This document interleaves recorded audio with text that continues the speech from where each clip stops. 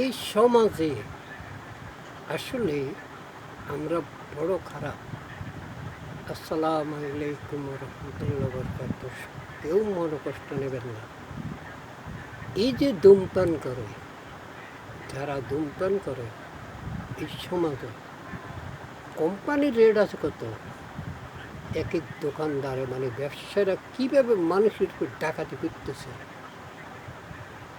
আমি আপনাদের কাছে এই প্রশ্নটা রাখতে চাই, এই বাল যেটা খাইয়া মানুষ মৃত্যুর হতে যায়, এক একটা প্যাকেটে মনে করেন 5 টাকা টাকা।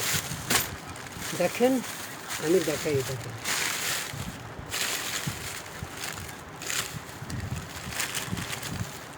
এই যে গায়ের রেট আছে কত,